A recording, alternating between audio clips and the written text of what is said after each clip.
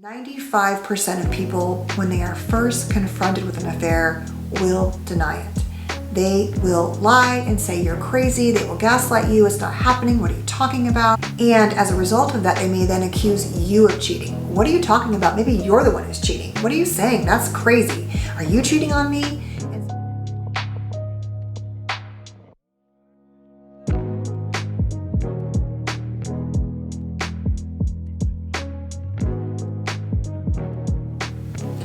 The very first patient I saw in private practice after my doctorate in Newport Beach was a patient who came to me, this was many, many years ago. After I had spent many years earning my hours and working in low-income clinics with frankly a lot of cases of childhood sexual abuse by sadly often family members. My first patient in private practice came in and I said, as I often say, "So, tell me what's going on." And she said, "I'm having an affair." And I was like, "That's it? Nothing else?" And sadly in my mind, I was thinking like, there's no assault, there's no rape. I mean, that is where my mind had been. And it felt like that's all this is an affair. Now, I don't want to minimize that because it's not just an affair. Obviously, how we arrive at an affair is really a result of many, many things in our lives, our story, our partner, our current relationship, our history. And with zero judgment for that, it was my first real introduction to understanding and thinking about, okay, even happy people cheat. And this patient was a happy person in her marriage. But there were certain things that she felt that she wanted to share with someone else. And somewhere between 15 and 75% of people will experience some form of infidelity. Now that depends on how you define infidelity. Everything from sexting and emotional affairs to happy ending massages and full-on ongoing affairs to prostitutes, all of that stuff. But the truth is that it is a universally practiced event and it is universally denied. And it is not true that people only cheat to fill in holes that are missing in their lives, in their marriages, in their partnerships. And frankly, even those in open relationships cheat. And so all of this made me think about COVID. You know, what's happening? I keep hearing about divorces and babies being born. And a few years ago, I used to do a live radio show in Laguna Beach, and I kind of made it to a podcast. And it was Signs Your Partner's Cheating. And frankly, it was shared with a lot of people. Now, I don't mean a lot like YouTube a lot. I just mean that, from patients and friends and other clients.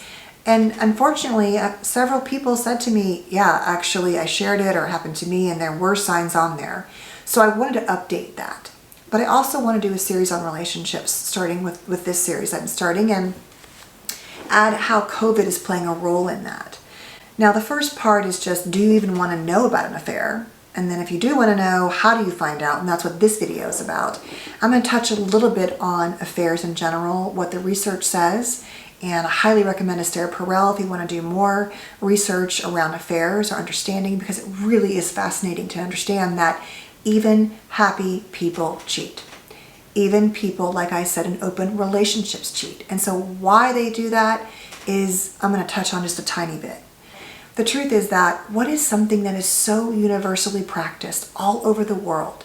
In fact, in some places in the world, many women can still, I think like 11 countries, be put to death for having an affair, for having sex outside of a relationship, or for not even being virgins, frankly. The truth is that women and men both cheat. It is not one or the other. And it goes on every level, from the highest, income levels you can imagine, down to your average human being just trying to pay their rent and survive. And so why we cheat and what that looks like and what we do about it, I think is a whole other conversation. But this video is talking about today, what are the signs your partner's cheating and what do they look like in addition to normal cheating in a time of this pandemic, right? The thing is that we know that as a result of the pandemic, memberships to things like Ashley Madison and websites for dating and apps for dating have all gone up significantly. And what I found interesting was some of the research showed that many of the app signups for dating listed the person as, basically looking for a casual hookup, that they were not looking for a relationship. And some of the people that I researched said that often means they are in a relationship.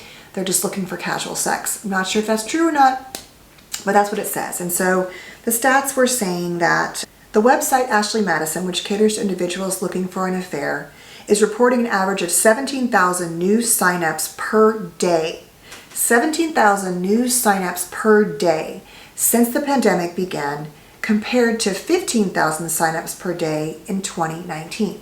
Now, the amount of signups in period per day is mind-boggling, but 2,000 more per day since we hit the pandemic means that people are finding ways to engage online, whether it's cyber sex or whatever, and they're still getting these needs met. They're doing the same things they were often doing before, or if they wanted to do in the pandemic.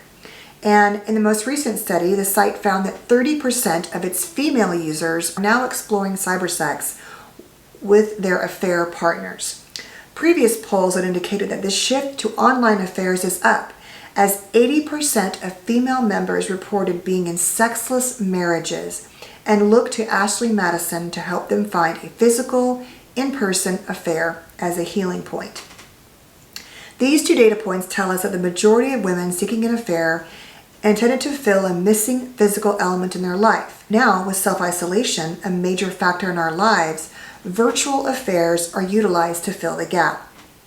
Anecdotally, users are reporting a higher incidence of married people on regular dating apps too. I am seeing way more married men and in relationship men looking for someone to hook up with. And so we see increases in OkCupid, increases in Bumble, and they're often saying they're non-monogamous, like I said, which means that they're often trying to see perhaps if they can just have a casual, virtual, or somehow accessible affair. The question is, do you think that cyber sex and virtual affairs are the same as an affair? That's really up to you to decide. And how you define an affair, as I said, is a big part of this, right? Do you count an emotional affair if nothing ever happened physically? Do you count a sex affair with nothing emotional? This is all something that is so nuanced and so complicated, it's hard to really know. But the reason why people cheat is really complicated. And as I said, people who are in relationships that are somewhat content often have affairs, and most of the time they don't want to leave the partner. In fact, the research shows they often don't leave the partner, and they often have the affair, the partner never knows the difference, or it comes out, but they often stay together. And so the question is, before I get into the signs, is, well, why do they do that? They do that because they're often looking to fill a vital lost part of themselves. They're often looking to feel, that sense of vitality. When you're first young and first in love, it's like, having kids, getting married, raising babies and families can be boring. It can be boring. It's also incredible and can be beautiful and stable and a place to lean into each other. But if you're a person who's seeking novelty, like I said, the brain is wired to take a hit off novelty. We need new. We need, look at our shopping addiction. We like to seek and search and find and discover new things. And that same thing is true for our sexuality. Now, you don't need to have sex to have an affair, right? So let's make that super clear. But the truth is that novelty includes everything, not just intimacy. And then we need stability, like I talk about in all these videos on attachment.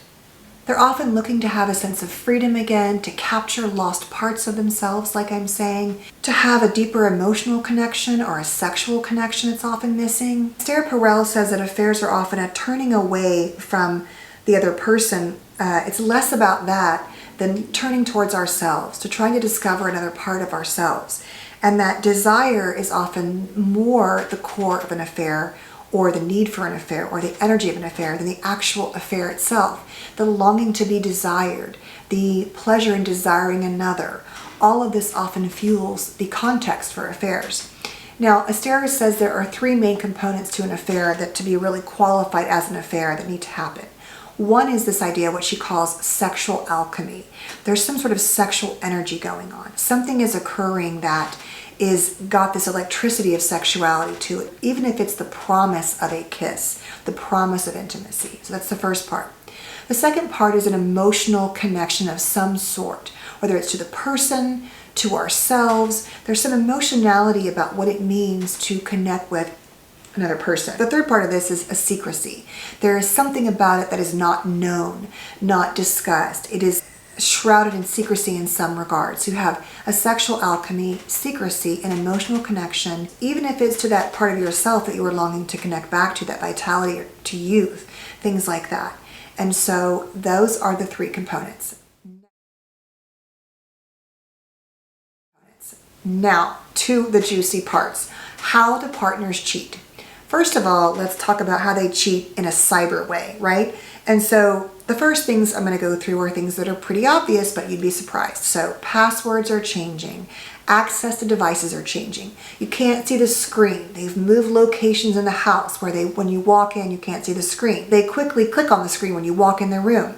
They won't provide transparency with their laptop, with their computer, with their phone. Those seem obvious. They won't part with their phone. The partner takes the phone into the shower, into their bed. They've changed the password, like I said. They're updating the password all the time. They get defensive about privacy. They accuse you of being crazy or trying to consume them. They won't talk about their usage. They say they're working more, or they're just providing a block in some way, or they're actually buying more equipment, more cameras, more things like that. And they're not making YouTube videos, right? Or promotional videos. There's something going on around their engagement with electronics that has shifted, is more intense, is more private, is more defensive, and is less accessible and conversational for you to understand or engage in.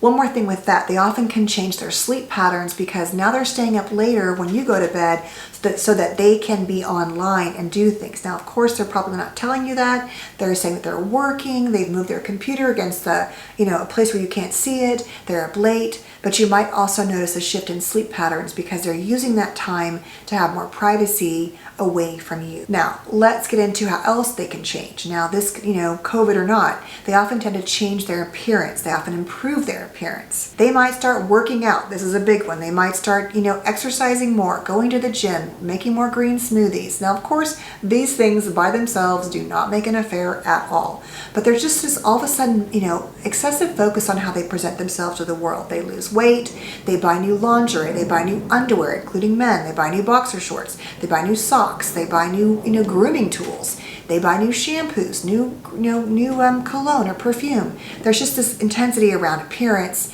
and presenting it to the world in a certain way.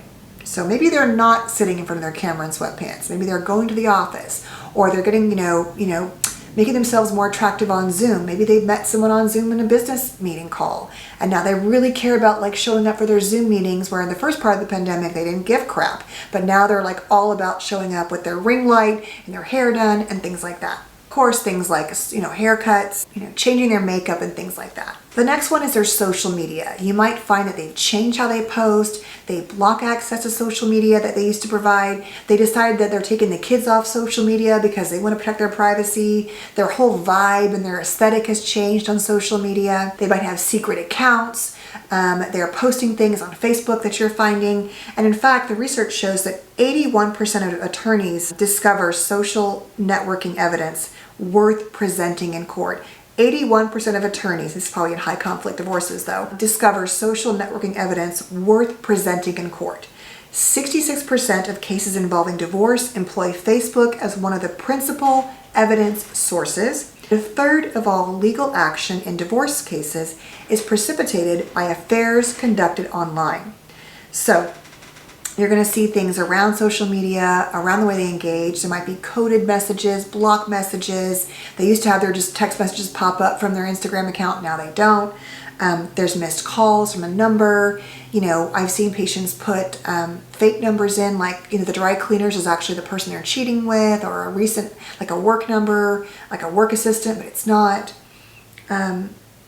The research shows that if you're cheating, you tend to use your phone and your devices more than anything else, and that you tend to guard them with your life more than anything else. And so if you think about the pandemic, of course, it's going to be even more so, because that may be your primary means to accessing the person you want to have this cyber relationship with. Oh, and if they are every day now deleting their browser history, that seems obvious, but that's one more sign. And lastly, if you ask for access to their social media, their passwords, their phone, all of that gets denied, explained.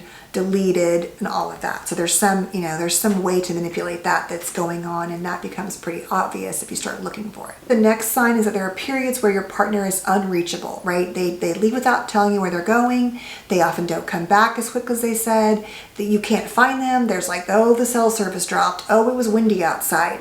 Oh, I was in a meeting for a long time. There's just periods of time where you cannot reach them. That's definitely a sign. Clearly, things like business trips and working late easily provide an opportunity for, being out of reach, but it's definitely worth looking at if you seem like, if you feel like I just can't reach them. And obviously you could reach them and they could still be having an affair. That doesn't guarantee it, but that's one more sign. The next one that's often not discussed is there's, it can be a lot more or a lot less sex going on. And so don't assume that just because the person is suddenly like more into you and they seem really passionate with you and really available, that they're not cheating. In fact, many partners will cover up the affair by doing that. And they obviously bring home new positions, new ways to have sex, new ways of engaging. That might be a little suspicious unless you're both on some like journey to learn new techniques together or new ways of engaging. But don't assume that if they're not having sex with you, they're having an affair. And don't assume that they're having a lot of sex or not having an affair. But the truth is that in most marriages, and this is just the truth, if you are not having sex for year in and year out, I'm not talking about when you have a baby and you're going through depression or you've lost something or you're grieving, but if it is like an ongoing thing where there are extended periods of time without having sex, in most cases, at some point, one or both partners will seek it elsewhere. Now, don't hate the messenger. I'm just telling you, this is what happens. There's only so much tolerance, depending on each person's, tolerance for that. But if you think that they are not with someone, they probably are in some regard. It's just, unless they have a very low sex drive or some kind of like, medical issue where they're fine with it and you're fine with it, you just shouldn't assume that that's, not happening. And also along those lines, if sex feels a lot less emotionally connected, if something's changed in that regard, maybe the intimacy is the same level, the same frequency, and everything else feels the same, but there's a detachment, and it's not about, like I said, depression or, clearly many of us are struggling right now, that makes sense. But I'm talking about like a shift away from an energetic perspective. In terms of your emotional attachment, that can definitely be a sign. The next one is if your partner is more hostile, more irritable, more cranky with you, they have less just tolerance for you in general, that can be a sign. And what often they do is that they tend to want to rationalize their behavior and justify the cheating. And so they start to look and scan for things that you're doing wrong. It's like, of course I'm with someone else. Look at her. She makes no effort. Or look at him. He's just laying on the couch all day. Like, no wonder I want to be with someone else. And all that may be true and justified, but they're often, one of the signs we see is irritability and hostility and sort of looking for fights, looking for ways to justify. And they'll say things like, they stopped taking care of themselves. Well, they've gained weight. Well, they don't speak to me nicely anymore. All that may be true and worth addressing, but it may be that they're also just kind of becoming done with you. And so they just don't care as much because in their mind, maybe they are going to go, want to be with someone else. The next one is changes in grooming habits. So shaving things they didn't shave before, coming home and going straight to the shower, straight to the jacuzzi, doing things where it's like all the way around in terms of their body. Something has shifted in terms of how they bathe, how they care for themselves, how they smell. Like I said before, cologne they use, a perfume they use. They're washing in some way. I think, being clean is a great thing, but it tends to be a way that tends to accompany some kind of shift when they're coming home or they've been somewhere or they're just changing in general how they want to appear. Obviously, an altered schedule. You used to never go to work on Sunday. Now you're at work on Sunday. You used to never need to travel and now you do, and it's a pandemic. Why are you traveling now? Something like that. Going to work really early, coming home really late, staying at the gym for long periods of time or volunteering for long periods of time. Things like dead batteries, traffic jams, flat tires, and then things like forgetting about, a birthday party or an event or a social obligation. Things where they used to show up for that now they're too busy for, they forgot, they have to work late, things like that. The next one is often that friends are uncomfortable around you. This includes their friends or your friends, because oftentimes friends know but don't want to, tell you. And so there's a shift there. Or your friends are suspicious that your partner is cheating and they don't want to tell you. And so they're just kind of tiptoeing around and acting weird and different, especially around topics around affairs or cheating, or if the partner is in the room. The next one is unexplained expenses. This is on the credit cards, on your debit card, using points for things, for miles, suddenly buying gifts, checking out charges that don't really match up to what you've done. You'd be shocked how many people send flowers to their cheating partners that have found it through that way. Taking out large amounts of cash, renting cars, upgrading the luxury car rental, upgrades at hotels that they didn't seem to care about before when they were on business trips. Just general unexplained buying or spending in a way that seems way out of whack. Also things like changes of retirement accounts, investment accounts, money being transferred and moved around, and it's sort of unexplained to where it went or what it was used for. There's no accountability there. Any real shift in finances and spending can definitely be a sign. Because the truth is, cheating costs money. It costs money and dinners and hotels and places to be, or websites and costs of camera equipment or buying access to high-end dating clubs, things like that. Lastly, I will say that the research shows that 95% of people, when they are first confronted with an affair, will deny it. They will lie and say you're crazy. They will gaslight you. It's not happening. What are you talking about? And as a result of that, they may then accuse you of cheating. What are you talking about? Maybe you're the one who's cheating. What are you saying? That's crazy. Are you cheating on me? And so that's often a common thing we will see around affairs, right? And so at the end of the day, I know this is probably a hard video to watch, and I do believe that people long for connection, that we are really struggling at times right now. There are so many mental health issues, I think, not being addressed, and many couples will have affairs and heal their relationships, some without ever telling the partner, some with confronting the partner, some with going to therapy. Some will describe that their relationships really struggled and they did cheat, but they're, better than they've ever been, and they don't regret it, although they regret the wound. Partners often don't regret the affair. They don't. They regret hurting the person that they cared about. But many people will describe, especially like I'm saying, in non-pathological cheating, that it renewed something for them. It gave something back to them. The problem is it often causes catastrophic destruction in the relationship. And so if you are someone who's experienced this, I think you know that getting help can make such a huge difference. The couples I've seen that have healed and become stronger, without a doubt, have done therapy in some regard, have done retreats, have done therapy. For many couples, it's the beginning of the end. Many people are, I guess the research is still out on divorces right now during COVID, because I saw some mixed statistics. People are often, financially waiting for this to sort of change before they can even afford to leave their partners. And clearly, I think at the end of the day, cheating is just one way we betray our partners. We really do. We sort of give cheating this power, and it deserves it. I'm not going to lie. I think it's a wound that's really hard to recover from, but definitely recoverable for many people. And frankly, not so for others. But we often cheat by choosing our phones over our partners, making our kids feel better than our partners more, consistently. We don't talk to them kindly. We disregard their feelings. We are unavailable to them. We stop caring about how we look or how we engage. We are not focused on being good parents. We do all kinds of things.